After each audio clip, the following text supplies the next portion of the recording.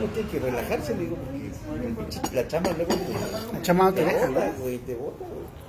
Bueno, ya estamos aquí en vivo en Ligas Revueltas. Estamos empezando un poquito tarde porque llegué tarde y es que bueno, ahorita con Polo me llevaron ahí una comida que de vino en algunas me encuentro un poco colorados porque me han dado de beber, pero estoy bien y vamos a empezar con todo el profesionalismo del mundo en esta plática con Jesús Rito, con el señor Jesús Rito, al que tengo ya varios años de conocerlo, desde el Yago. Así es. Como bibliotecario del Yago, ¿no? ¿Tú cómo me dirías a la distancia, Jesús, tu chamba de bibliotecario del Yago? El maestro está un poco loco, ¿no? El maestro Toledo. O sea, porque yo siempre he escuchado pláticas, anécdotas de que Toledo le gritaba a todo el mundo, les decía a todos, o sea, a todo el mundo lo ponía nervioso. Una amiga me dice incluso que gracias a Toledo aprendió a enfrentar a sus jefes, ¿no? En el futuro. ¿A respetarlos? No, más que nada a enfrentarlos, porque Toledo llegaba a gritarle por cualquier cosa. Entonces también me decía, no, pues yo la verdad con Toledo aprendí a llevarme la calmada y pues a empezar a pensar qué estaban pensando mis jefes, ¿no? Antes de que me lo dijeran en la cara. Tú porque bueno, yo conocí a Jesús como bibliotecario del Yago. ¿Cómo valorías esa etapa de tu vida? Bueno, pues ahora sí que para mí fue el ingreso a la parte literaria, realmente. Antes de eso yo ni era lector, ni estaba cercano a nada al cultural, literario, y por suerte tomé un taller literario unos meses antes de entrar al Yago y precisamente alguien me dijo, oye, ¿necesitas trabajo? Sí, le digo, ahí hay trabajo en el Yago y yo no sabía ni qué era el Yago, ni sabía quién era el maestro Toledo, ni tenía, pues ahora sí que una vaga idea, ¿no? Pero sí cuando llegué era todo un universo de libros, ¿no? Que era lo más chingón y aparte era la parte de que él, un tiempo, ¿te acuerdas con Freddy Aguilar? Freddy Aguilar. No, Freddy Gil es el político. Freddy Aguilar. Un saludo para Freddy Aguilar. Para ¿no? Freddy Aguilar. El fundador real, no real, sino como el fundador operativo de la biblioteca de Yago. Administrativo, toda la parte de la...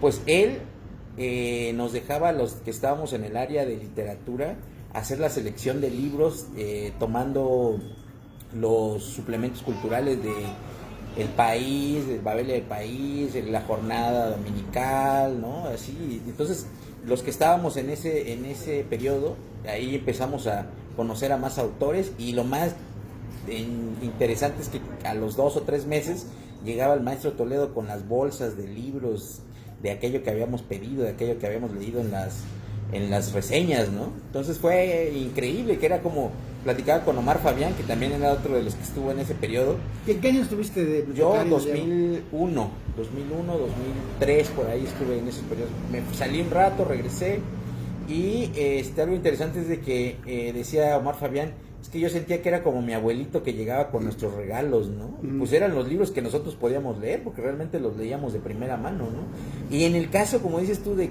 cómo era el maestro Toledo, pues sí, en cuanto escuchábamos el arrastrar del guarache, pues ya estábamos sentaditos y escondíamos la Coca-Cola y los gansitos en la parte de los cajones para que no nos viera que estábamos echando el almuerzo, ¿no?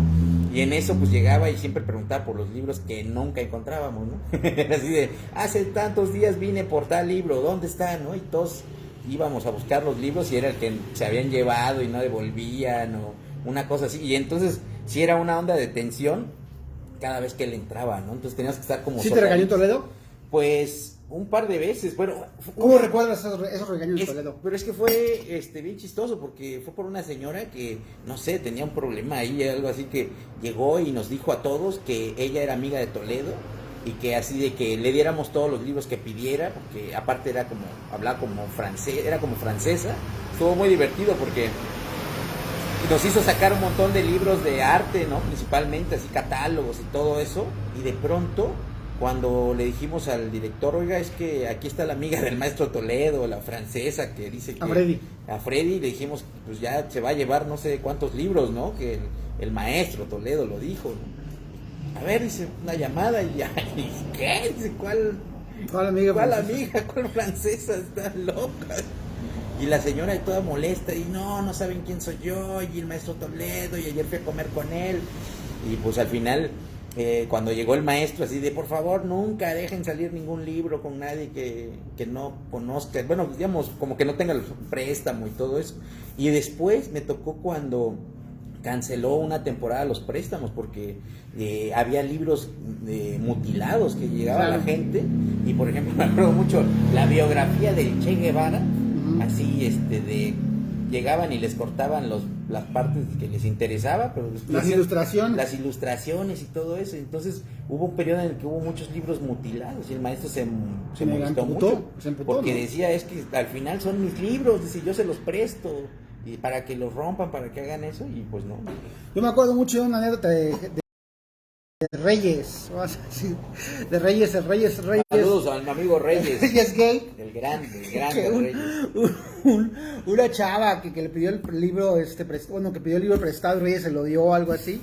Lo regresó así súper mutilado. Yo me acuerdo que fue un súper escándalo en su momento. Ya todos decíamos como el Reyes Gate, porque ya veíamos a Reyes ahí totalmente espantado, ¿no? Con el asunto, ¿no? ¿Tú cómo ubicas esa época? Pues para mí fue como el momento de, ¿cómo se puede decir? En ese momento me sentí más cercano a la literatura, y aparte me sentí más decidido. Después de estar en el Yago, me fui a estudiar inmediatamente literatura a la UAM. Bueno, hice examen en la UNAM y en la UAM me quedé, pero inmediatamente después de eso, y el maestro Toledo me apoyó con una beca así, digamos, de las que daba simbólicas para iniciar. Pues ahora sí que no sé si eran 500 pesos al mes. Eran muy simbólicas también, hay que decirlo, ¿no? Bueno, porque el pago era bastante simbólico también. El pago para los mexicanos era muy simbólico también, pero en realidad te pagaban por ir a leer. Bueno, si no estabas en un plan así de que no tuvieras absolutamente nada, digo yo, no sé, a mí tal vez me apoyaban mis padres en algún momento, el pago del Yago era como una beca. Era como una beca, ¿no? Pues digamos, llegabas a estar entre libros, ¿no? Y estar ahí todo el día leyendo. Y ¿qué libros recuerdas que leíste en el Yago que no conocías? Que precisamente uno que leyó el maestro Toledo, que se llevó y regresó, que fue La Guerra del Fin del Mundo, de Mario Vargas Llosa, que yo lo leí porque me dio curiosidad que estaba leyendo el maestro, ¿no? Entonces está la Guerra de Canudos y todo este trabajo que hizo Vargas Llosa, bueno, que previo antes los sertons, que se llaman de Euclides da Cunha. Ya después me interesó toda la historia de Brasil, y precisamente soy no sé, me gusta mucho la cultura portuguesa, brasileña, precisamente después de esos periodos, ¿no? Y entonces, bueno, estás en el Yago, haces examen en la UAM, te vas a estudiar a la UAM letras, y regresas a Oaxaca, te quedas un rato en el DF, o cómo empieza la onda, no solo de Jesús Rito, poeta y escritor, sino de Jesús Rito, editor. Pues precisamente en la universidad, en la parte final de la universidad, nos dieron una orientación, hubo como unos talleres o optativas que eran de producción editorial, y fue súper interesante porque el maestro que nos empezó a orientar hacia la producción editorial nos dijo, ¿quién mejor que los que estudian literatura, que conocen los libros, pues que hagan los libros, ¿no? Entonces nos llevaron a hacer desde manejar el InDesign y el PageMaker, hasta revisar suplementos culturales de nacionales. Nos llevaron a hacer presupuestos a imprentas, ¿no? Digamos, a ver, cotizar papel, cotizar tinta, digamos, todo, láminas, y salimos con un concepto muy completo. Terminamos haciendo un libro que se llamó El Caldero Fáustico, de una maestra que se llama, bueno, se me va el nombre ahorita de la maestra, pero fue sobre la obra de Sergio Pitol, y realmente fue el trabajo final de como 3 optativas que tomamos sobre producción editorial. ¿Tú cómo ves a Toledo a la distancia? O sea, ¿cómo ves su figura? Porque bueno, ya murió el maestro hace 3 años, ¿no? 2 años por ahí. 3 años, ¿no? ¿Cómo ves su figura a la distancia? Tú como alguien que estuvo en la biblioteca del Yago en esos años, porque yo estuve, cuando coincidimos, yo estuve en el Pochote por ahí por esos unos años, y pues fueron años, bueno, yo te voy a decir mi opinión, fueron años formativos, y pues de mucho aprendizaje, y además de mucha, ¿cómo decirlo? Como de mucha reflejo de nuestras propias inquietudes, ¿me explico? O sea, como mucho de reflejo de lo que nosotros nos interesaba, y de repente había un tipo como el Toledo, locochón, con todos los excesos caciquiles culturales que se le pueden adjudicar, pero que estaba interesado en lo mismo, y que estaba interesado en que nosotros estuviéramos interesados.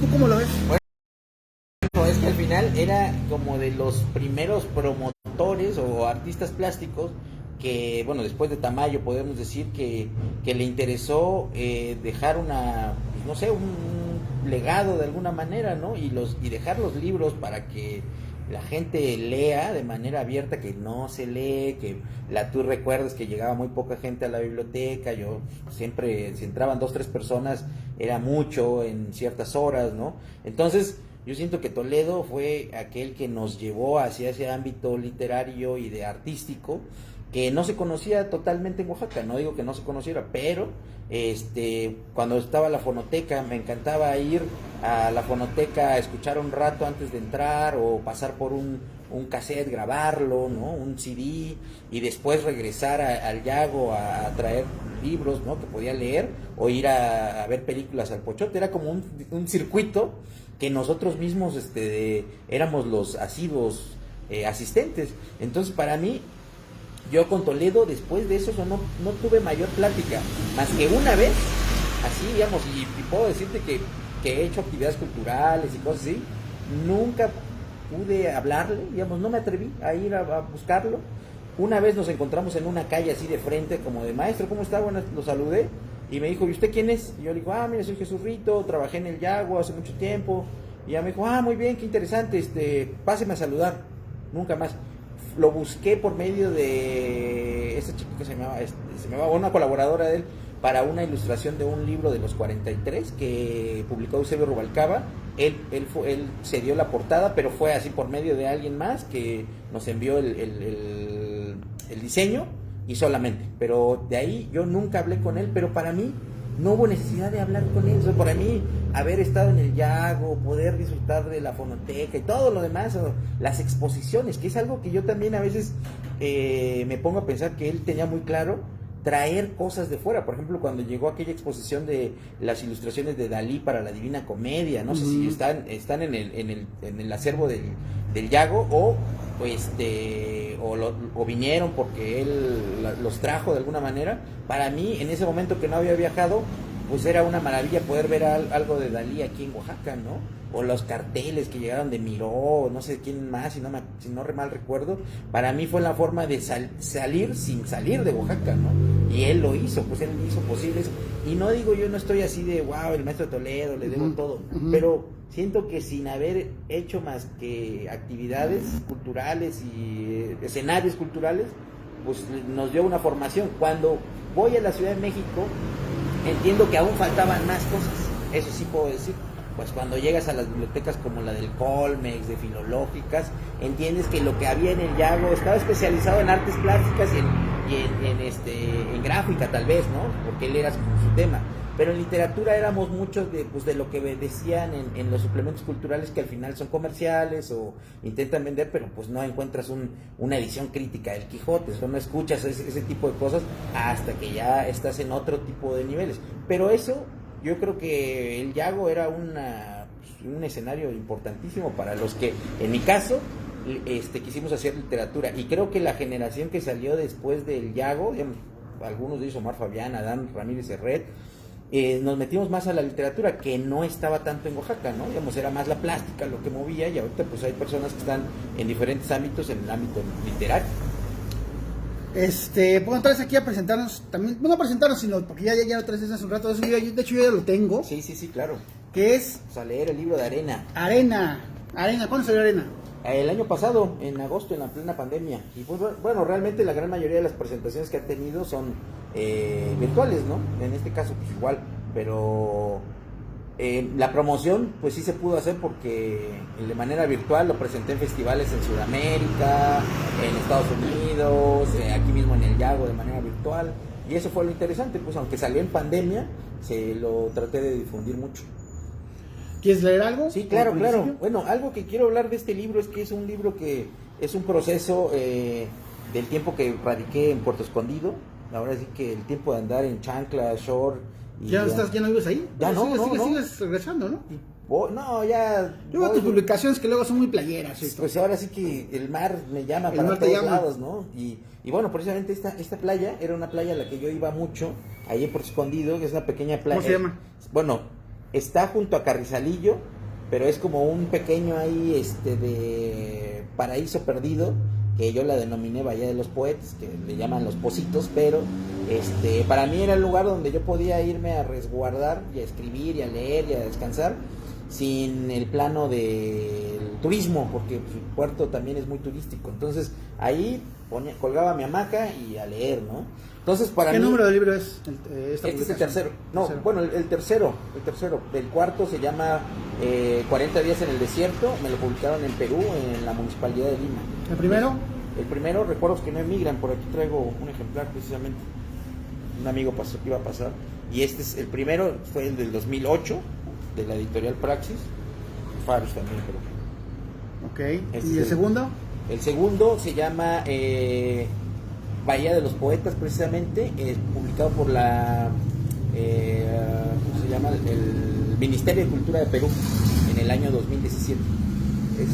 Y bueno, que puedo decir que son el reflejo de las vivencias en Puerto Escondido, porque principalmente es como una especie de llegada al mar y una salida, realmente.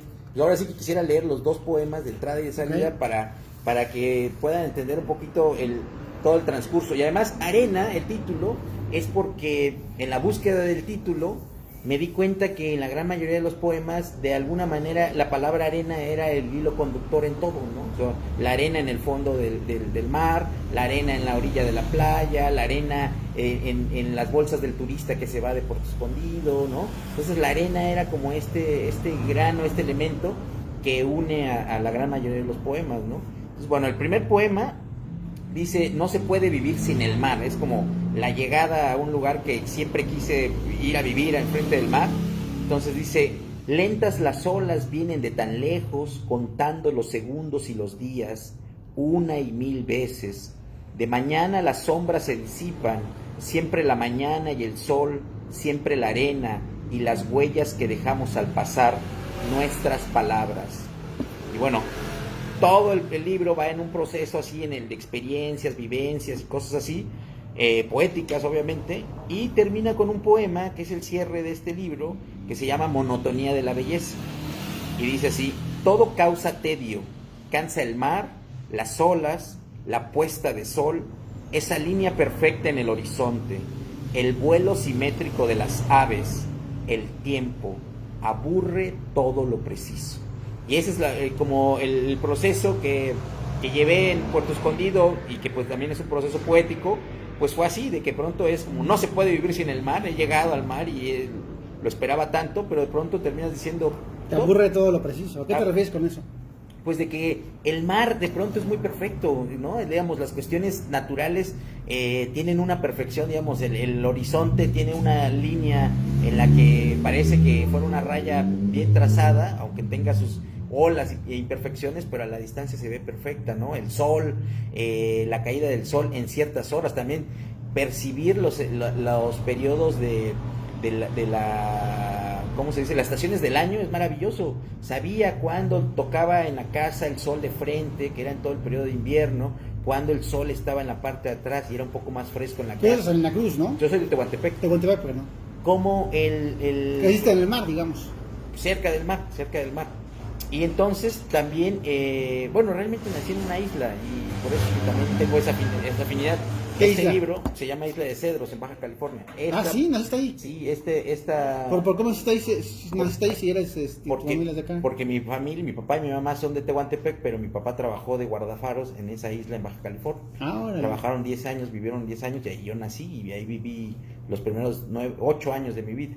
Y entonces, bueno, para mí el elemento marítimo tiene todas las esencias. Ahora es una mezcla con el mar tropical, las hamacas, los cocos, pero en el fondo también los elementos del mar de frío, con acantilados, también es un elemento que me marca, ¿no? Pero en este caso, en este libro, es todo el proceso del mar tropical, que lo siento, lo percibo, y te decía yo esto de lo perfecto que tienen las estaciones del año. O sea, en cuanto empieza a oler como en el ambiente una acidez, por ejemplo, ya empieza a acabarse el verano, ya los árboles empiezan a tirar todos sus frutos y empiezan a podrirse. Y entonces empieza el proceso de ya venir el otoño, ¿no? Y empieza un aire más frío, que tiene un olor que viene de la montaña de la Sierra Norte, de la Sierra Sur, pero esos son elementos que yo fui descubriendo, o lo mismo con las olas, ¿no? Que eso lo saben muy bien los surfistas, que es una tanda de olas pequeñas, una tanda de olas altas. Y entonces tú sabes cuándo entrar al mar, cuando están las olas pequeññas, pero también sabes cuándo salir con las olas grandes. ¿Tú le haces al surf o qué? No, bueno, intenté un par de veces, digamos, muy pesado, sí lo practiqué un ratito, pero lo que más practiqué fue buceo. Estuve haciendo pesca con arpón y también pesca con caña. Entonces, bueno, precisamente ahora sí que puedo leer un par de poemas que tienen que ver con eso. Uno que se llama El Surfista, a un amigo surfista que se llama Jaciel, y dice: cuando el lomo de la ola comienza a erguirse y su cresta blanca se eleva, alguien se atreve a romperla, a causarle una herida que cicatriza en segundos. Aunque las olas van y vienen de muy lejos, no tienen origen ni fin, ellas crecen y azotan la arena y arrojan al surfista que nada entre sus tripas. Bueno, esa es la parte en la que digamos, está dedicado a un amigo surfista, pero tiene que ver ¿Cómo se llama el amigo surfista? Jaciel. ¿Murió? No. No, él vive. vive, no, es maestro de surf y da clases ahí en Carrizalillo.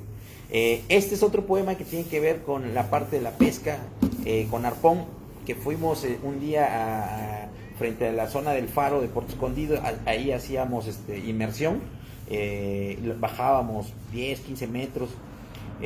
Precisamente este poema se llama Frente al faro. Una mañana, mientras nadábamos, mi amigo Moroni escuchó el canto de las ballenas.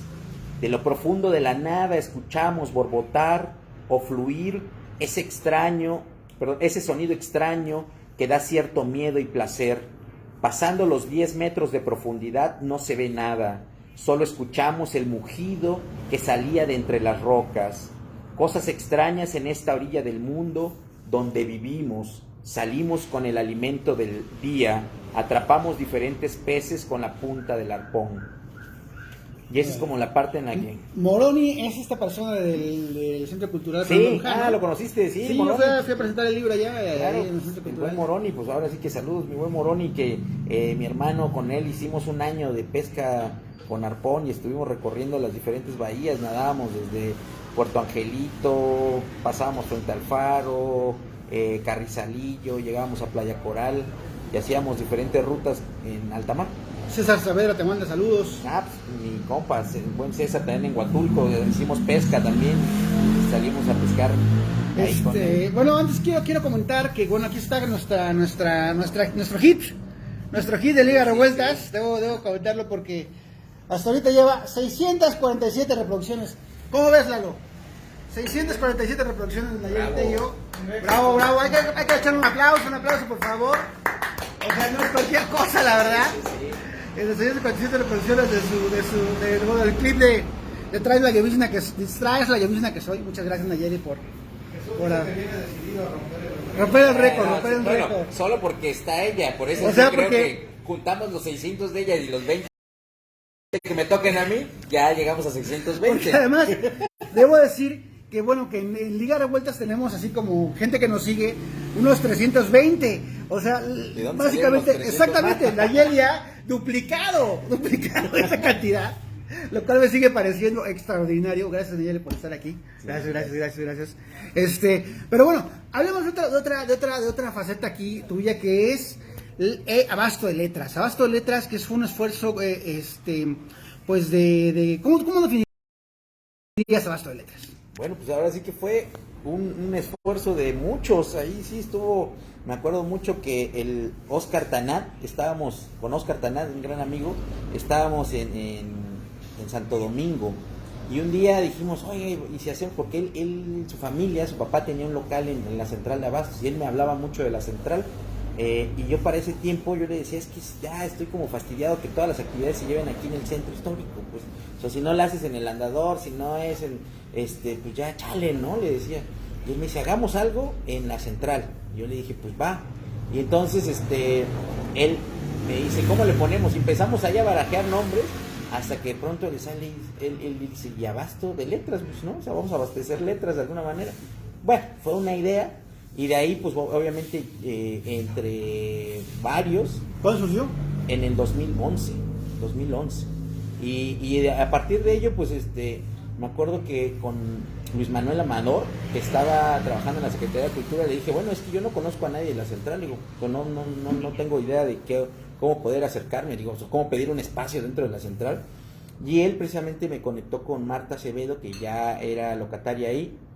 Y a partir de eso se hizo como el contacto y la idea era como pues juntar a la banda que hacía literatura principalmente, ¿no? Los que escribían, que querían espacios para leer, pues yo le decía, pues órale. Y precisamente la primera broma que hicimos era que todos nos pusimos, que fue un festival internacional y todos éramos de Jojocotlán, de no sé, de Nueva York, o yo era tehuayorquino, ¿no? Entonces éramos como el grupo de escritores internacionales que iba al festival Abasto de Letras a trabajar. Y el primer diseño precisamente que hice del logo, bueno, ahora sí que del cartel, fue una bolsita de mandado con una vaca y un puerquito de un lado, y en medio tenía el eslogan de Abasto de Letras. Pues ahí, ahora sí que así surge. ¿Cuánto tiempo se llevó a cabo? Pues se lleva todavía a cabo, pero yo estuve trabajando como 5 años en el... ¿Todavía se lleva a cabo el festival? Sí, todavía se lleva a cabo el festival, pero ya... ¿Se va a llevar a cabo este año o el año pasado? No, ya ahora sí que ya no tengo yo... ¿Quién está ahorita a cargo del festival? Los locatarios del mercado. Ahora sí que también esa es una parte interesante, ¿no? Que los locatarios del mercado siguen con un proyecto que de alguna manera surgió pues en conjunto, ¿no? Digamos, ahora sí que lo malo a veces cuando los proyectos, cuando se salen como los que están ahí como metiéndole mucho impulso, pues de pronto que se caigan los proyectos pues no está tan chido, ¿no? Entonces pues al final que un proyecto continúe es lo mejor, ¿no? ¿Cuánto tiempo estuviste al frente del proyecto? 5 años. 5 años. 5 años. El último evento estuve organizándolo en 2016, digamos. No, perdón, estuve como 6 años. El último lo estuve organizando desde Puerto y lo organicé ya en diferentes mercados de la ciudad, en el Cuarto Centenario, en la Merced. Ese ya fue como el último que yo quise, pues ya, entrarle, ¿no? Entonces, ¿qué? ¿Pero en algún momento decidiste apartarte del proyecto? Me fui a Puerto Escondido, ya me fue más difícil venir a aventarme todo eso. Pues era un montón de chamba, pues todo, digamos, en mi caso, pues desde tomar fotos, hacer la conferencia de prensa, buscar sillas y al final quedarte en la noche junto con los locatarios a guardar las sillas porque ya te quedabas solo, ¿no? Antes de andar cargando sillas, de guardar los cuadros que nos prestaban para exponer, todo. Pues llegamos una vez a tener como 6 espacios dentro del mercado, digamos, a hacer actividades dentro de 6, la zona seca, la zona húmeda, la zona de chapulines, el estacionamiento, llegó una banda de música, llegaron escritores de Estados Unidos, unos amigos que me dijeron, oye, llevas 3 años invitándome al Abasto de Letras, queremos ir. No, le digo, pues yo no tengo para pagar nada de eso. Me dijeron, no, solo tú mándanos una carta de invitación, como trabajaban en universidades de Estados Unidos, y ellos pagaron sus vuelos y sus hospedajes.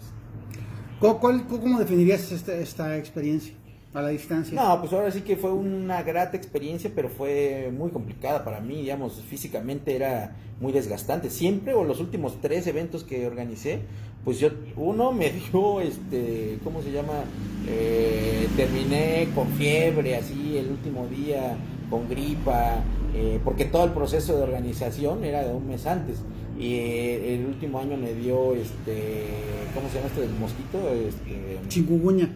Bueno, la otra, como la de chikungunya. ¿Dengue? Dengue. Y el último día llegué al festival, yo no sabía que tenía dengue y así como de, bueno, gracias por todo, ¿no? Es bien enfermo, ¿no? Entonces para mí sí era muy desgastante, pero al final valía la pena. Pues no, me dio muchos recursos que ahora, por ejemplo, utilizo para la promoción de los libros, ¿no? De difusión, encontrar... ¿Qué recursos te dio? Pues encontrar, ¿cómo te puedo decir? temáticas interesantes para cualquier proyecto, ¿no? En la central, por ejemplo, el tiempo que estuve se hicieron proyectos como la cuestión del urbanismo, ¿no? Y en ese tiempo llegaron algunas personas que hablaban de urbanismo, pues en la central, que es todo un caos, ¿no? Podemos decir. También se habló de los ríos, ¿no? Y el atoyac que estaba ahí atrás, de la violencia. Se hizo una mesa muy interesante una vez con Flor Hernández, que se llamó La Nota Roja en la central de Abastos, ¿no? Entonces ese tipo ¿De qué trató esa mesa? ¿De qué trató esa mesa? Porque llegaron periodistas del ámbito local a hablar sobre las notas rojas, y entonces nos contaron, por ejemplo, de personas que encontraban ahí en el basurero. Una vez un señor que lo fueron a tirar ahí porque se había caído en el río y se había lastimado la pierna y no podía caminar, y como era como de porochito o algo así, lo fueron a tirar ahí al basurero, y el cuate se la pasó con la pierna gangrenada de no sé cuántos días comiendo cosas de la basura, ¿no? Cosas así, que ese era lo interesante, que decíamos, al final la central de Abastos no es el lugar en donde todo lo malo sucede, pero de que sucede, pues, ¿no? O sea, ¿de qué? Una vez, algo muy interesante, me escribieron por WhatsApp, por Facebook, y me dijeron que por qué se organizaba un evento en un lugar tan peligroso. Me escribió alguien, por favor, ¿por qué invitan a la gente a que vayan a un lugar tan peligroso? Y entonces, como en ese tiempo había yo sacado datos de la cantidad de personas que llegaban a la central, le decía yo, hay 11,000 personas al día circulando en la central de Abastos. ¿Cómo puede ser peligroso? Si hay niños, hay familias completas, digo. O sea, ¿cómo puede pensar uno que es totalmente peligroso un lugar donde tanta gente tiene que estar ahí trabajando, ¿no? Entonces, y eso fue un momento en el que yo decía, está el estigma, pero se tiene que trabajar de alguna manera, ¿no? Porque pues, si no, ¿cómo le podías hacer? Y eso fue algo que pues se buscó, y creo que pues hay algunos de cómo se puede decir como resultados, pero pues la vida sigue, ¿no? ¿Cómo me dirías, pues la gente en la central de Abastos, cómo interiorizó este esfuerzo hacia la central de Abastos? Pues estuvo interesante porque fue un choque de ideas, ¿no? La idea de los que estamos en el ámbito cultural, de decir que los libros son lo mejor, la cultura es lo mejor, la danza, y gente que te decía, pues lo siento, mijo, pero quítate de ahí porque yo tengo que vender, ¿no? Y a ver, eso que están haciendo ruido ahí, ya no dejan que yo grite para la venta, ¿no? O tienes que, digamos, si quieres hacer una actividad, nos dijeron alguna vez, ¿no? Si quieres hacer una actividad cultural, hazla en el centro. Como, aquí no la hagas, o aquí no tiene razón de ser, ¿no? Y yo decía, pues es muy claro, pues este es un lugar de venta, ¿no? Pero entendí también, por ejemplo, cómo los centros comerciales de pronto tienen pues sus actividades, pues no sé si culturales, pero de pronto tienen musiquita, ¿no? De pronto en Navidad ponen un espectáculo para los niños. Yo les decía a ellos, pues eso es lo que se hace con esto, ¿no? Imagínense que una persona venga a la central y mientras está comprando, tomen su niño un taller de pintura o de yoga, ¿no? Porque hubo todos esos talleres, y al final esa es la parte en la que yo intenté como que tuviera esa fusión, y pues se logró por mucho tiempo, se ha logrado, ¿no? Digamos, hay muchas actividades ya en la central, yo hasta he visto galerías ahora allá dentro de la central, los grabadores están ahí en la central, digamos, no digo que ahora no sé cuánto tiempo tengan, pero en el tiempo que anduvimos recorriendo, digamos, a mí me encanta ir a la central, conozco todas las áreas donde venden artesanías, donde venden toda la fruta. Y yo o donde se inyectan los pues sí, digamos, ahí los ves, pues ahí los ves.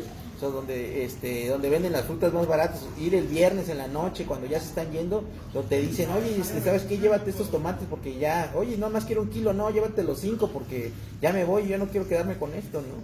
Ese tipo de cosas, conocer el mercado, a mí me encantó, pero en ese tiempo pues no se veía como un lugar cultural, ¿no? Y algo que yo puedo decir, para mí, desde que yo voy a comprar ahí y escucho a la gente, y escucho los que vienen del Istmo a vender, los que están en la costa, porque ahora que voy, pues ya sé dónde ir a comprar cosas, chile costeño, ya sé dónde ir a comprar mis tamales, tus conectes, digamos, sí, también. Sí, claro, no, pues tengo mi marchante de carne, de pollo, los que me venden cosas así, como exclusivas por ser cliente especial. Entonces el mercado es una guelaguetza total, ahí sí se vive, ahí la gente que llega de la sierra te llega a vender los champiñones así recién cortados en la mañana y te dice, bueno, próximo mes no hay esto porque no es temporada, ¿no? Y entonces ves cómo llegan los tepejilotes, un montón de cosas que yo fui conociendo para la cocina por las temporadas que ahí en la central llegan. Es súper interesante. Pero es que se cumplió el propósito. ¿Cuál era el propósito, digamos? ¿Culturizar la central de abastos? ¿O cuál era el propósito? Pues sí, pero eso no está bien, yo creo. Eso tampoco, digamos, cada quien vive su universo y hay que respetar a todos los que viven, ¿no? En sus universos. Que a mí me tocó otra historia en San Juan Lubina, ahí en la Sierra Norte también, que de pronto, un momento dado, cuando estábamos promoviendo hacer una biblioteca ahí, nos dijeron, no, pues no la queremos, ¿no? O sea, queremos mejor que nos manden maíz, cemento, ¿no? Y todo el mundo me decía, oye, pero ¿cómo es posible que no quieran una biblioteca si es algo importantísimo? Sí, pero en su visión no hace falta, ¿no? Pues hace falta una coa para sembrar, un machete, ¿no? Entonces, lo mismo pasaba en la central, pues. Entonces yo entendía que pues, sus necesidades eran otras. ¿Crees que hay algo de novismo luego de las, digamos, no sé, de las entidades como intelectualizadas, intelectuales, pues, ¿no? Que leen, que tienen un bagaje cultural? Hay como algo de novismo al observar a lugares, pues, netamente populares como la central de abastos. Pues seguramente lo habrá, pero creo que también es viable o es posible que alguien intente hacer algo, pues, ¿no? Ahí te chocarás, y eso era muy bueno, porque de pronto llegaban personas, digamos, que pensaban, eso sí me tocó algo muy divertido, porque que pensaban que era un festival así súper armado, pues así con, digamos, que era en un escenario y todo, y hubo un tiempo que hasta hicimos un escenario de guacales, ¿no? Y de pronto me decían, es que aquí voy a leer, ¿no? O aquí voy a cantar. Y yo, sí, claro, pero no hay nadie, ¿no? Usted cante, usted lea y va a ver que si le gusta a la gente, se va a acercar. Y había momentos en los que yo me iba a ver otra cosa, otra parte del festival, y cuando regresaba ya había 30 personas ahí reunidas, la señora de los panes y el chocolate ya le estaba repartiendo chocolate y pan a la gente, y era así como que, órale, se ganaron a la gente sin necesidad de que estuvieran ahí, oigan, vengan a leer, o saben qué, es bonito leer, o les interesa. No. Y ahí estaban sacando ya el señor que llevaba los costales de ¿cómo se llama? De carbón, ahí estaba parado escuchando el chisme, digamos, escuchando la lectura de alguien, ¿no? Y en otras, pues no había nadie. Y entonces era una onda de que, oye, pero es que tú me invitaste y el festival y no vino tantas personas, pues eso era muy bueno, porque en verdad sí te topabas con el verdadero público, pues que a ver, me gusta lo que haces, me quedo. Cuando llegó un escritor de República Dominicana que se llama Rey Berroa, un gran amigo, recuerdo que dio un taller al que no llegó nadie, estuvo solo una amiga y yo estuvimos escuchándolo, un taller sobre Miguel Hernández, y él trabaja en una universidad en Estados Unidos, George Mason, dando clases de literatura, ¿no? Y me dice, pues no te preocupes, Jesús. Y en su lectura también no había nadie, estábamos 5 personas enfrente de él, ¿no? Empezó a leer y a los 20 minutos estaba una señora con sus gelatinas ahí escuchándolo y llegó a tener un público de 30 personas, ¿no? Así, digamos, como ahora.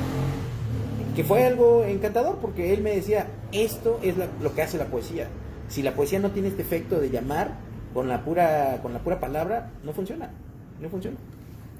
Digamos, bueno, pensando en este esfuerzo que no fue esfuerzo, sino fue una realidad, fue un proyecto que llevaste a cabo durante 5 años, que bueno que dice que la persona de Central de Abastos ya se lo han, y que en algún momento lo van a desarrollar por su parte, ¿no? Sí.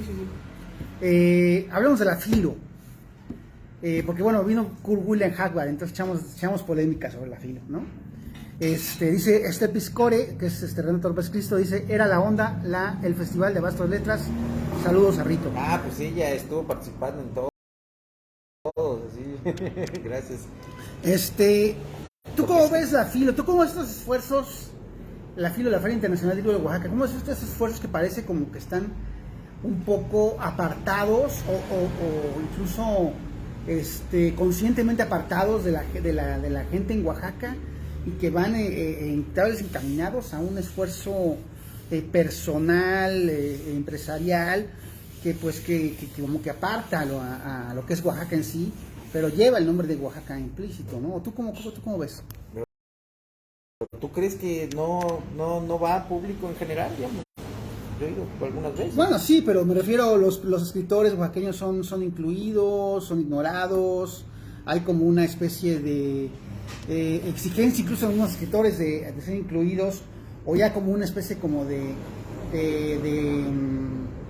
pues sí, como de conformidades, y bueno, está bien si nos incluyen ahí entrevistando a, no sé, al escritor tal de Irlanda o de Inglaterra o de la República Dominicana, ¿no? Pues está chido, ¿no? O sea, si podemos presentar su libro.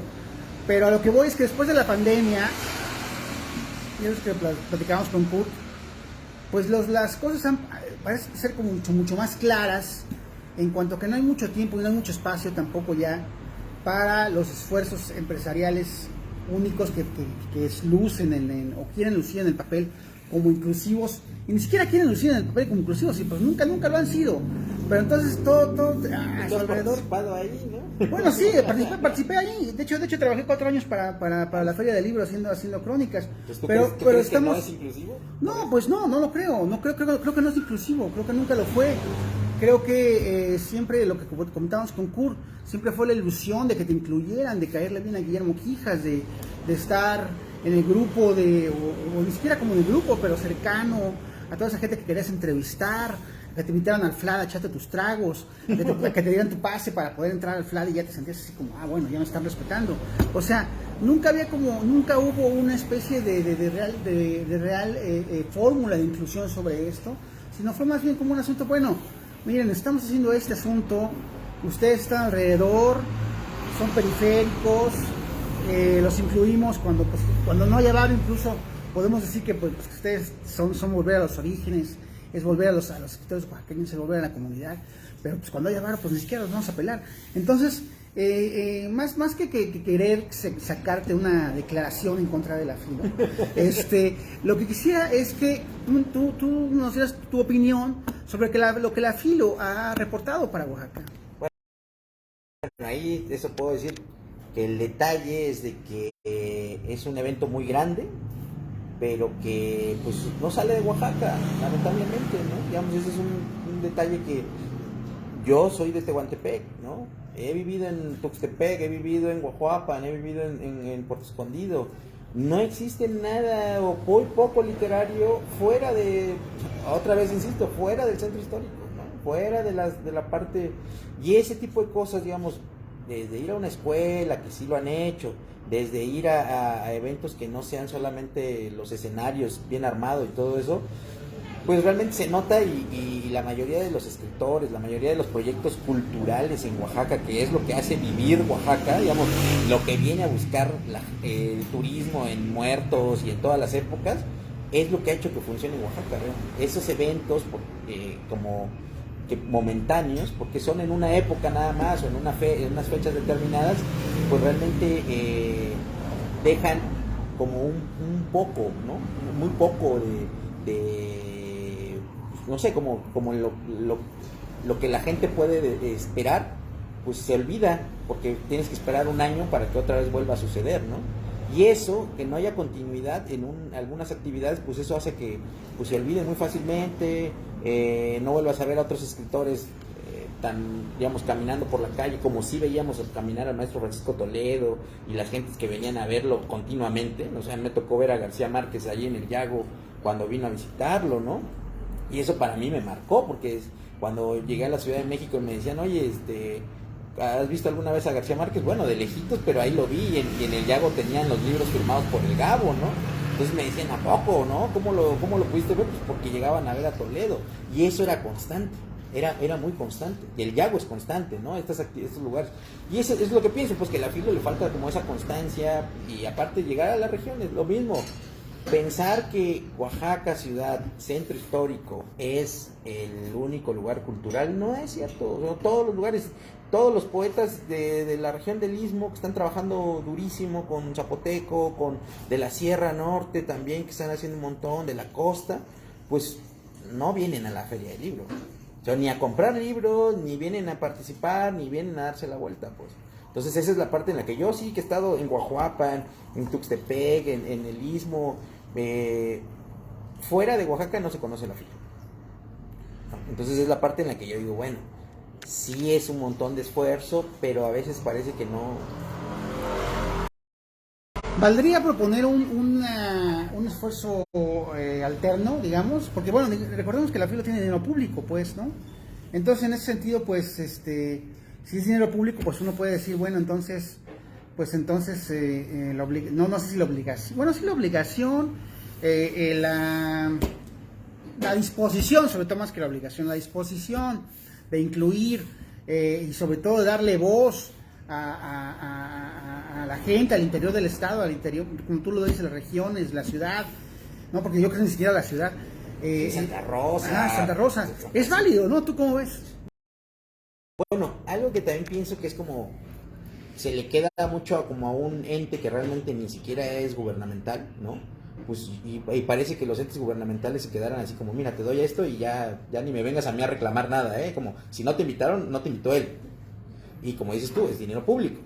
¿Por qué no se asume, digamos, la responsabilidad dentro de los órganos gubernamentales de decir, oye, pues vente Filo, vente fulano de tal, gestor, vente colectivos de gráfica y hagamos un evento más regional, ¿no? Más estatal, ¿no? Vámonos a las regiones, lleven un taller de gráfica para acá, una presentación de un libro para allá. Y eso siento que como que los órganos rectores, que podrían ser porque el dinero público viene del gubernamental, la parte gubernamental, no se han desfasado. Que lo haga Toledo, ¿no? Que lo haga ya murió Filo. Toledo. Ya murió Toledo. No, me refiero a que así era, pues, ¿no? O sea, que Toledo tenga la biblioteca. Y dices, bueno, ¿qué pasa con la biblioteca pública que parece que a veces pues, no se promueve, pero digamos, porque se promueve más el Yago, se promueve más la otra, ¿cómo se llama? La Enestrosa, ¿no? Con actividades, son más constantes, y eso es lo que yo digo, pues ¿por qué no se toma la responsabilidad de las partes gubernamentales para decir, bueno, los libros que se publican en parajes, que se presenten en todo el estado, ¿no? Hay un montón de cosas que yo pienso que se ha delegado mucho, y eso sí, todos los colectivos, toda la gente que está haciendo actividades por su cuenta, asociaciones civiles, todo, es lo que hacen que Oaxaca sea un lugar cultural. Totalmente eso. Yo así lo veo. Ves por todos lados colectivos, gente, digamos, el Café Revueltas es uno de ellos, y no está subsidiado por nadie. Y eso para mí es la parte en la que yo creo que, más que pensar que la Filo sí tiene un porcentaje de apoyo gubernamental, pero pues también está la Fundación Harpo, ¿no? Y están un montón que tienen dinero gubernamental y no sé qué tanto hagan fuera de. ¿Están preocupados por la gente, esos entes con dinero gubernamental realmente? ¿Tú cómo lo ves? Pues es que está cabrón, porque al final es dinero que obviamente sirve para pagar vuelos, sirve para pagar cosas, que sí es bueno escuchar a autores extranjeros y de muchos lados, sí, pero pues una fusión que no cuesta nada, ¿no? Digamos, bueno, a ver, traemos uno de aquí de Tataltepec, de Valdés, de la costa, y otro traemos de aquí de la Mazateca, y traemos a fulano de tal de Londres, ¿no? ¿Por qué no? Dice Renata López Cristo con su seudónimo de Esther. Pienso que de alguna manera las propuestas culturales que se realicen con recursos del erario público deben considerar principalmente a los artistas del Estado. Sin embargo, desde mi experiencia como espectadora, me parece que la Filo es muy elitista. Eso nos comenta Renata. Lalo, ¿algún comentario que hacer sobre lo que hemos estado comentando hasta ahorita? Pues varias cosas, ¿no? O sea, siempre es grato tener a Jesús acá. ¿Ya lo conoces hace tiempo atrás o qué? Sí, bueno. No se conocen. De aquí, ¿no? Nos presentó un amigo en común y ahí, ajá, sí, y ahí luego se organizó una lectura y a partir de ahí ya, pues empezamos esta relación. Es como la cuarta vez que viene a leer su poesía. Siempre nos gusta mucho. Siempre nos gustaría que hubiera más gente, ¿no? Pero muchas veces es complicado.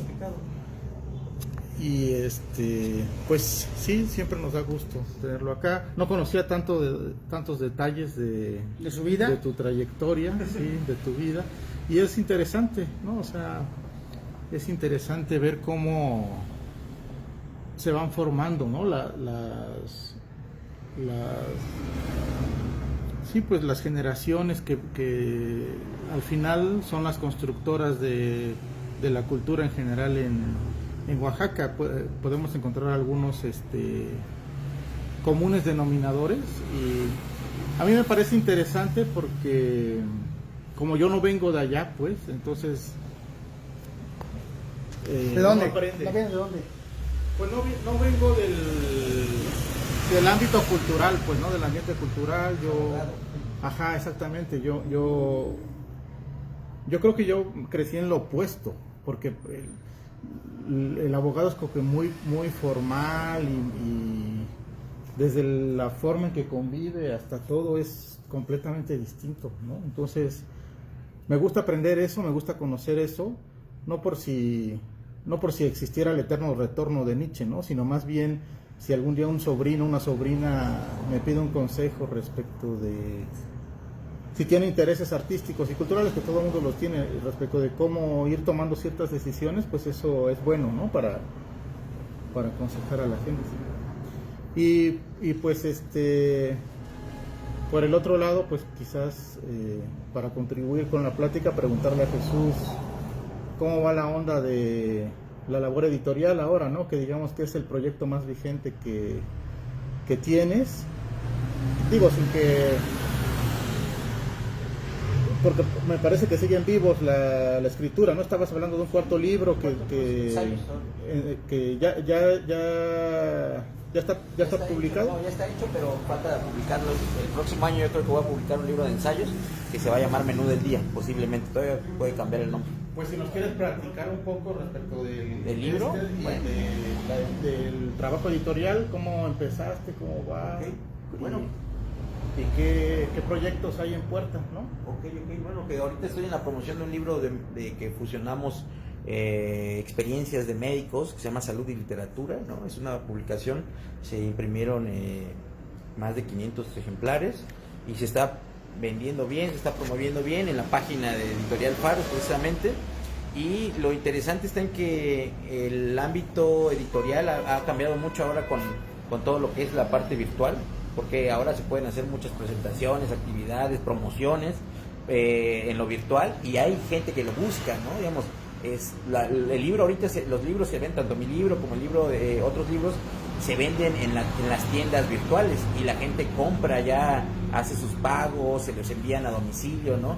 Y eso antes era imposible, porque antes pues, buscabas a las 2-3 librerías que había aquí, ibas a dejar tus ejemplares y hasta el año ibas a recoger los que se hayan vendido, y ahora no, pues ahora sí puedes vender constantemente en la parte virtual, y puedes estar promoviéndolos mucho más. Tú antes hacías una presentación y después hacías otra en una escuela y se acabó, pues, ¿no? Ahora no, ahora pues puedes estar promoviéndolo constantemente con charlas, entrevistas, vía Facebook, vía Zoom, vía todo, ¿no? Y eso para mí es una gran ventaja que ahora sí me ha hecho entrarle al universo editorial de otra manera, digamos, ya generando ganancias, promoción, ¿no? Vamos a estar en la Feria del Libro de Guadalajara con este libro de salud y literatura de los 6 médicos que participaron, y eso no se podía hacer antes tan fácilmente, sino pues, ibas hasta la Feria del Libro. Como va a ser parte virtual, pues vamos a tener una participación virtual, y eso es súper interesante. Y de ahí, pues digamos, con mi libro estoy proyectando un libro de ensayos, que es de ensayos que llevo trabajando varios años, que principalmente son de autores que digamos he leído y que me gustan mucho, y principalmente es una mezcla tanto de autores que he conocido en otros países, como en Perú, Estados Unidos, Europa, y también autores que he conocido aquí en Oaxaca, ¿no? En la costa, en el istmo, en la sierra. Un paréntesis, vamos a preguntar a Nayeli Tello si una pregunta, porque la tenemos aquí para el día. Aprovechar para los porque sí, muy callada, pero también tiene muchos likes. ¿Qué onda, Nayeli? No, pues nada, yo vine a escuchar la lectura ¿Cómo de ves? arena. 725 entonces... likes, 730, no. ¿qué? ¿Tienes un club de fans o qué? ¿Cómo le haces? ¿Cómo le haces? No, nada, Así nomás. Sí. Híjole, qué bárbaro. Bueno, pero vas a estar aquí la próxima semana, ¿no? Compartiéndonos tus poemas y en general tu labor. Sí, seguro. ¿Qué opinas sobre la labor de Rito? Su editorial, lo que hace. Bueno, Pues la verdad es que a mí me ha dado mucho gusto como poder escuchar todo lo que ha compartido y como decía Lalo, conocer también la historia de procesos como es el de Abasto de Letras o tal. Me parece que Jesús tiene una capacidad muy grande en el tema de la difusión, ¿no? Como de materiales. A mí me gusta mucho también su obra, entonces por eso me gustaría mucho seguir escuchando pues su trabajo en arena, ¿no? Entonces vamos acá, ya sabes, la próxima semana con tus 635 espectadores, que no, ¿cómo le haces?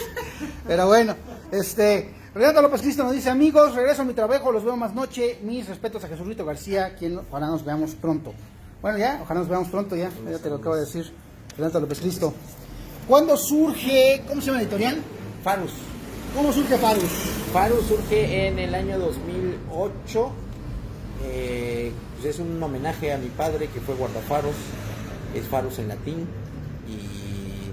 y pues la idea desde que yo estudié en la universidad y tuve esta orientación hacia la producción editorial, pues mi idea era hacer un proyecto para publicar, obviamente, libros de poesía. La gran mayoría de ellos han sido de poesía, y pues fue la idea de que yo sabía hacer libros, ¿no? Aprendí a hacer libros, y entonces sabía hacer desde la parte de la escritura, ¿no? Porque 2 de ellos los he publicado con Farus, hasta la parte del diseño. Yo hago diseño, hago corrección de estilo, ¿no? Soy editor, y digamos, trabajé con el proyecto de Carlos López en la Ciudad de México de Praxis, y ahí yo estuve en la imprenta. ¿Qué es Praxis para la Praxis? Que no conozcamos? Es una editorial de la Ciudad de México que la hizo un amigo guatemalteco que se llama Carlos López, y él tiene más de 30 años o 30 y tantos años haciendo libros de poesía y de todos los géneros a nivel nacional.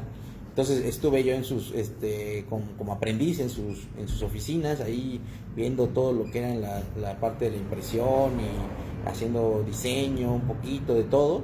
Y para mí eso fue las herramientas que me dieron la posibilidad de pensar en hacer un proyecto editorial, de así como con lo que yo tenía de conocimiento, ¿no? Hasta ahorita, ¿cuántos libros ha editado Farus? 16, entre ellos ¿Todos son físicos? También han sido unos virtuales, ¿no? Hay uno de Pepe Molina, precisamente, que se llama Teatrum Rerum, que es virtual. ¿Cómo? Teatrum Rerum. También de Guadalupe Ángela, que se llama Cartas a Santiago, que se quedó virtual.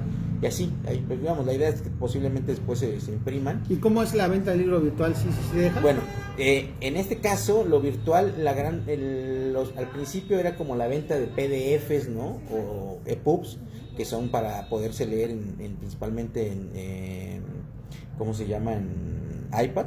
Pero creo que ahorita lo que más ha resurgido es la venta del libro físico, pero en tiendas virtuales, ¿no? Obviamente. Ahorita, por ejemplo, los libros que tengo a la venta ya se están vendiendo en diferentes tiendas virtuales, de aquí, de Guadalajara, de la Ciudad de México, ya sin necesidad de que yo tenga que estar ahí, ¿no? O sea, esa es la ventaja ahorita con la parte virtual, tanto la venta o subir a Mercado Libre. Entonces, mis libros ya están en Mercado Libre también, y es una forma de distribución muy, muy interesante, pues. En ese sentido, bueno, eso sí te lo tengo que comentar.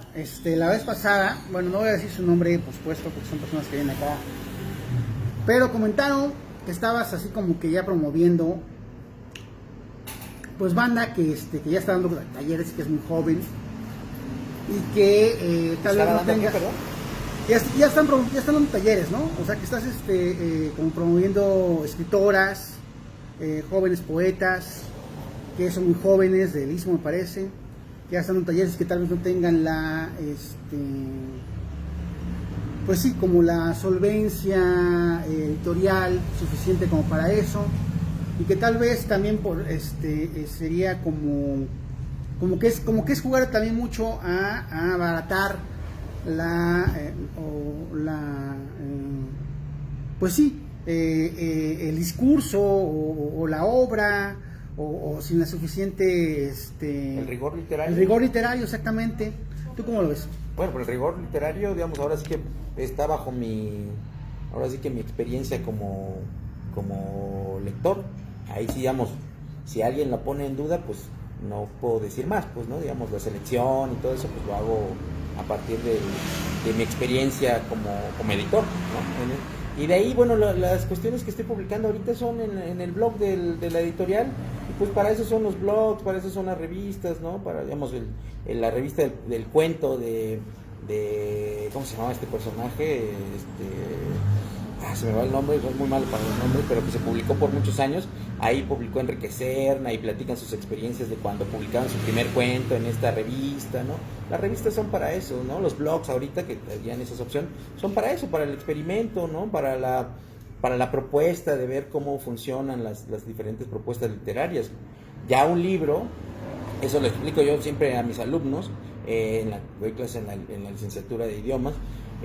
Un libro ya es un proceso ya diferente, y ahí hay una responsabilidad, y eso obviamente es otro proceso. Uno puede publicar en un blog o en Facebook y puedes poner con faltas de ortografía sin problema, y no hay un riesgo mayor a que te digan escribiste mal y ya, pues y lo borras y lo corriges. Pero en un libro ya hay una responsabilidad, o sea, una responsabilidad del editor, responsabilidad del autor, que eso ya es otro tema, pues, ¿no? O sea, y en las publicaciones que son virtuales, o en el caso de virtuales de blogs, no un libro virtual, porque el libro virtual también tiene la misma responsabilidad, pero una publicación de 5 poemas en una revista, pues realmente no es más que esa posibilidad de visibilizar a autoras y autores que, digamos, por ejemplo, ahorita he estado publicando a gente de la costa, del Istmo, de Tuxtepec, que por lo general pues no están aquí en el ajo de poder venir a esta charla, de poder estar acá, ¿no? Digamos, tengo amigos que conozco de la costa que nunca han leído sus poemas en una lectura en un café, pues, ¿no? Y escriben, y eso pues a mí se me hace como digamos, lo que estoy haciendo es como una forma de dar un espacio que tal vez pues es una opción más, nada más.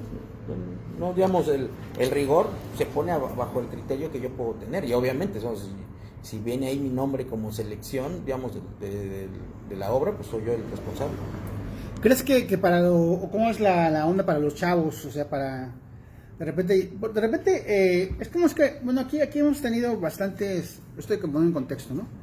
Hemos tenido, afortunadamente, mucha gente veinteañera, incluso menor de 20 años, han venido aquí, ¿no? Cantantes, poetas, artistas visuales, artistas plásticos. Y ellos comentan mucho que para su referencia como de admirar o de seguir a un, digamos, exponente, un artista de su rama o de lo que ellos hacen, ya no se remiten a los clásicos, ¿no? A los mundialmente conocidos, a los mundialmente conocidas o conocidos, sino que se van ya más que nada pues a la gente que conoce, ¿no? A un amigo o amiga mayor que ellos, o menor incluso, que le gusta lo que hacen, la pintura, el dibujo, la escritura, poemas, no sé, fotografías, y ya no tienen tanto el asunto de admirar, no sé, un músico no tiene tanto el asunto de admirar a David Bowie, por ejemplo, ¿no? O sea, como que los referentes ya son otros, pues. ¿Tú cómo ves esta situación? Pues bien, porque al final también por mucho tiempo solo leías a Cortázar, a Borges, porque eran los únicos que publicaban, eran los únicos que podías conseguir una edición barata, ¿no? Porque pues se venden mucho, ¿no? O las ediciones que encontrabas en libros de viejo, ¿no? Pero pues ahorita está bien que se difunda de otra manera. Yo he escuchado músicos que no tienen más que 2 o 3 canciones en YouTube y se me hacen muy buenos, ¿no? Y no es como tú dices, un David Bowie o un cantante que tiene grandes Grammys y todo eso. Creo que esa es la parte que se ha diversificado ahora y que funciona, pero funciona también como una cuestión de los clásicos van a seguir siendo los clásicos. ¿Por qué? Porque obviamente yo en mis clases enseño el Quijote porque me encanta el Quijote, porque lo he estudiado en la universidad y soy un fan de leer al Quijote, y yo como maestro lo enseño.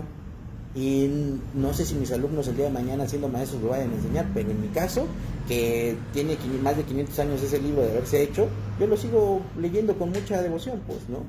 Y eso, si alguien me dice, oye, pero ¿por qué no lees a alguien de ahorita? También, yo estoy leyendo amigos de Tataltepec de Valdés, Efraín Ruiz, que es un gran poeta, lo saludo, que me mostró sus poemas, los tomó escribiendo desde la escuela y cosas así. Digo, claro, la poesía, por ejemplo, el caso de la poesía, se hace donde sea. Y ahorita, lo mejor es de que ya las lecturas las puedes tener a la mano. Eso es increíble, ¿no? Antes, en nuestro caso, si no ibas al Yago, no encontrabas como un poquito de libros más amplios que los que publicaba gobierno, ¿no? Que eran estas selecciones de gobierno, no. Ya ibas como al Yago y encontrabas otro tipo de libros. Ahora no, ahora puedes obtener PDFs o puedes comprarlos. Yo estoy haciendo una tesis ahorita para una maestría que terminé y estoy haciéndolo sobre unos autores de Mozambique desde Oaxaca. Y me mando a pedir los libros, estoy leyendo textos de investigadores de universidades de Brasil, de Portugal, de Mozambique, y no necesito salir de Oaxaca. Y eso está súper bien, porque al final, digo, antes alguien difícilmente podía hacer un trabajo de investigación en Oaxaca, porque obviamente no ibas más que a 2 o 3 bibliotecas que no tenían mayor acervo de investigación, ¿no? Y ahora sí, ahora lo puedes hacer con tu computadora y de donde tú quieras. Entonces yo sí que lean a los contemporáneos y que se sea democratizado el asunto. Sí, está bien, digamos, si te llega, si te muestra lo que estás buscando, adelante. Pues, digamos, que tú compares un texto, yo he leído textos buenísimos de mis alumnos, de gente que está haciendo literatura actualmente, y que digo, mira, ese se parece al de Cortázar, pero no es el de Cortázar, o no es Edgar Allan Poe, y está más creativo, más llevado, ¿no? Entonces, no tiene nada de malo.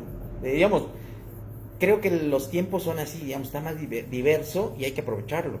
Antes nos costaba un chingo obtener un libro crítico, un libro, digamos, leer a Foucault y a todos esos autores, tenías que conseguir un libro de viejo y ir por alguna biblioteca rara para conseguirlos, ¿no? Y ahora pues ya son más difundidos y hay gente que ya está haciendo estudios sobre ellos y los puedes conseguir en un clic, ¿no?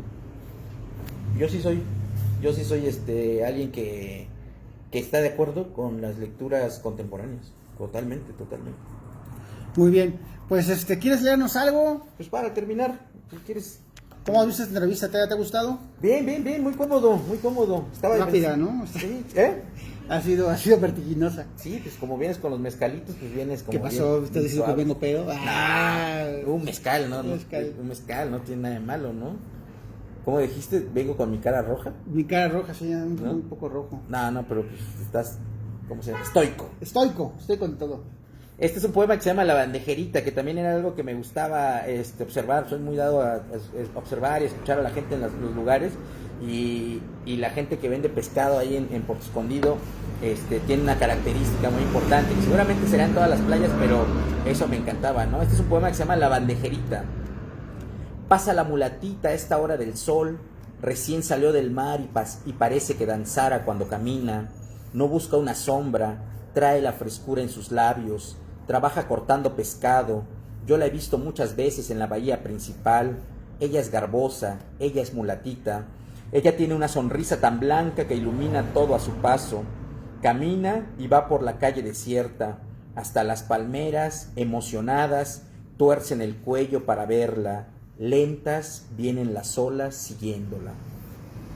Y bueno, si quieres, para terminar, un poema que lo hice con esta cuestión de los que llegamos, ahora sí que los que llegamos a la playa como turistas, que de pronto parece que traemos otro ritmo y en la playa hay otro ritmo totalmente, y la gente que vive en las comunidades pequeñas, no solo en las playas sino en las comunidades pequeñas, pues obviamente te ve extraño, ¿no? No es, digamos, no estás en la misma sintonía que ellos, ¿no?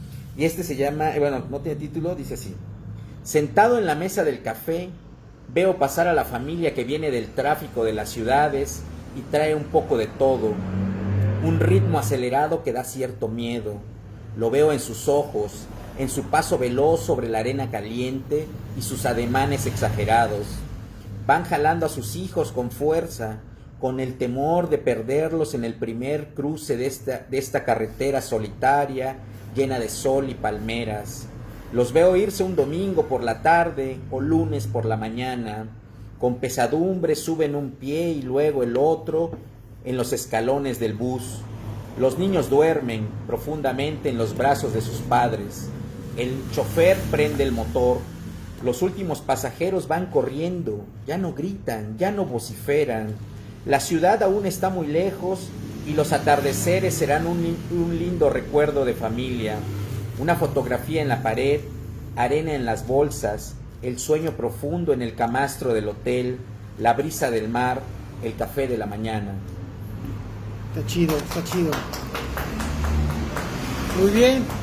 Pues, ¿cómo eres tú? O sea, tal vez la literatura hoy en día vaya encaminada no tal vez, sino en el asunto de la virtualidad y de que ya hay archivos, hay PDFs, todo esto, a que tal vez sea cada vez menos un asunto de unos cuantos, un asunto de élites, ¿no? De elites, de grupos, de consejos diciendo qué es literatura, qué no, qué es lo que los chicos, chavos, chavas deben consumir, qué no, qué es lo que es una mierda y qué no. ¿Tú cómo ves lo que viene? O lo que ya está aquí. Lo que ya está aquí, bueno, está súper interesante porque de pronto mis alumnos de 20 años me recomiendan autores que yo no he leído y que me gustan, ¿no? Y que de pronto digo, ni los había escuchado, o así, autores asiáticos, ¿no? Que no conocía y que de pronto ellos me los han acercado. Y entonces eso, porque tienen ellos la facilidad y la forma de búsqueda, entonces a mí eso me parece interesante, que es una forma en la que ya no solo este grupito pequeño de la Ciudad de México, de los lugares así culturalmente fuertes, van a tener como la posibilidad, ¿no? Y en este momento seguramente, lejos de ver esta charla, seguramente muchos están viendo otras charlas en Colombia, en Estados Unidos, en la Ciudad de México, y eso es súper interesante. A mí me parece muy, muy bueno porque ha abierto las posibilidades a lugares pequeños, me refiero a pequeños como fuera del ámbito de, no sé, por ejemplo, una feria del libro de Guadalajara, que es una feria, pensar que puedes ver autores en un video en este momento, ¿no? Y estar como al tú por tú escuchándolo, como en una clase que están dando seguramente en la UNAM o en alguna universidad de Estados Unidos o de Europa, ¿no? Y entonces eso me parece muy, muy bueno porque ya la parte educativa la puedes obtener de donde sea. Ya no es necesario que tengas que pagar a los grandes maestros para estar en las grandes universidades o viajar mucho para poder conocer todo eso. Y ahora sí lo pueden hacer. Entonces digamos que se está desacralizando el pedo. Sí, va a tener su complicación obviamente, porque al rato pues todo el mundo ya no va a haber un canon, por ejemplo, ¿no? Los canon ya no van a ser como ahorita, que podemos decir un Octavio Paz, una de Elena Poniatowska, no, ya no, pues porque hay 300 autores buenísimos, ¿no? Y hay 300 premios literarios buenísimos, que ya no puedes decir, es que el que ganó el premio Cervantes de este año, o el premio Aguascalientes del año pasado es mejor que el que ganó el de Colombia o el de Perú, ¿no? No. Yo siento que cada uno está haciendo su esfuerzo, pero al final hay esta parte en la que cuando se suavizan las cosas también se vuelve un poco laxo, ¿no? Digamos, se vuelve como se pierde rigor, pero pues vendrá otra generación que dirá, no quiero nada relajado, quiero más rigor.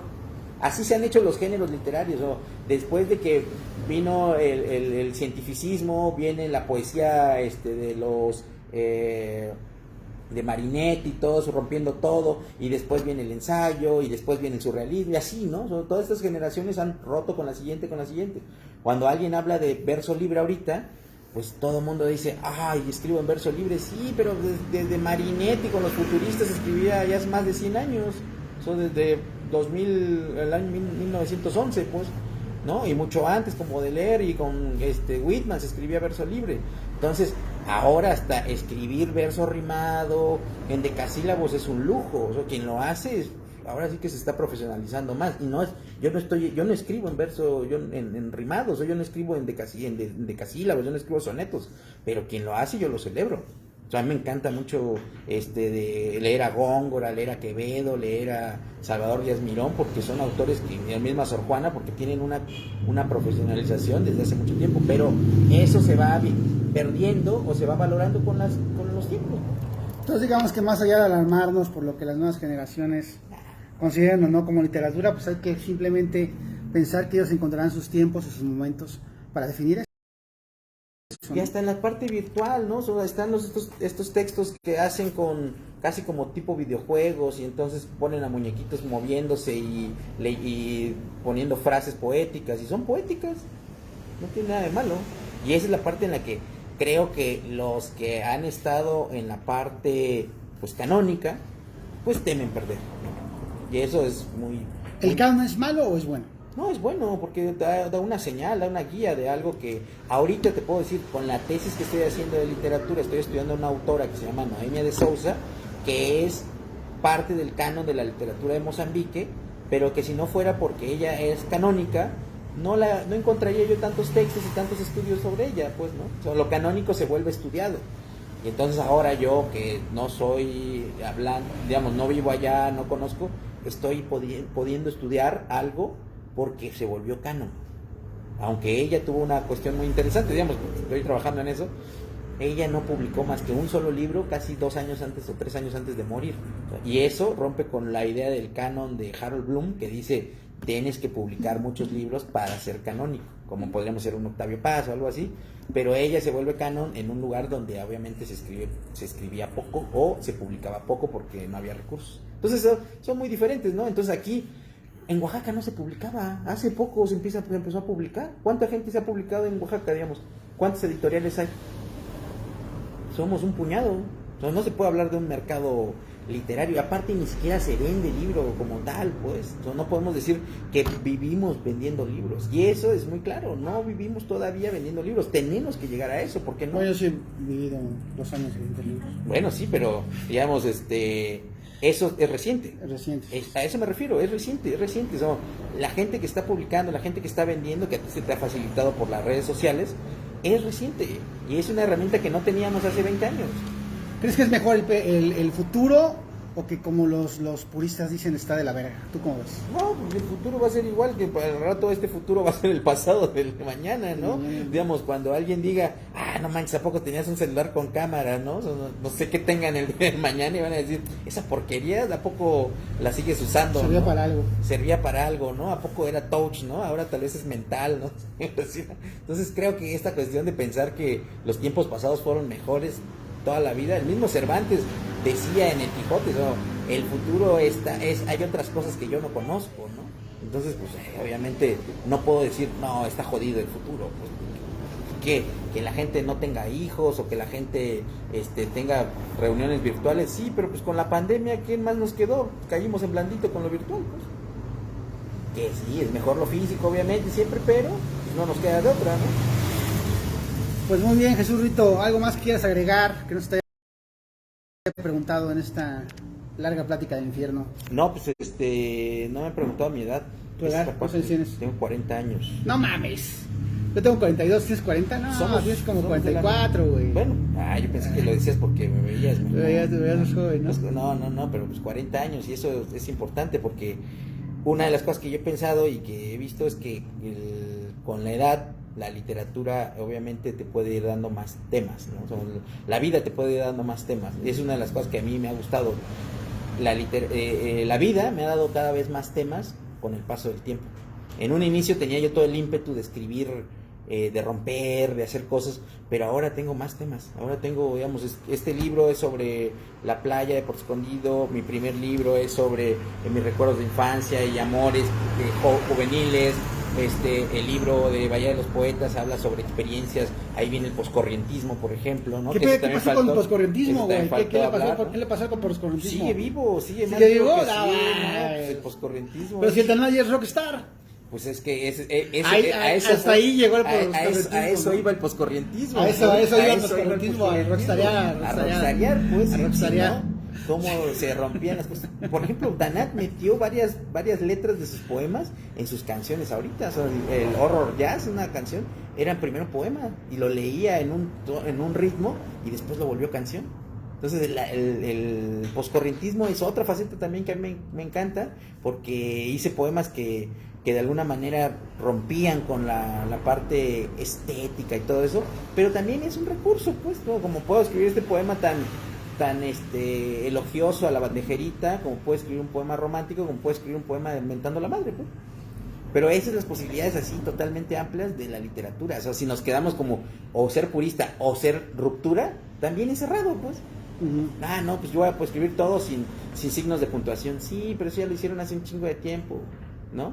Y lo hago, pero tengo que buscar algo nuevo o algo que me que dé una opción diferente. Pero si voy a romper por romper, pues también eso es un poco... Pero yo lo hice también. Entonces, pues, correntismo... Vive ¿qué le pa- vive.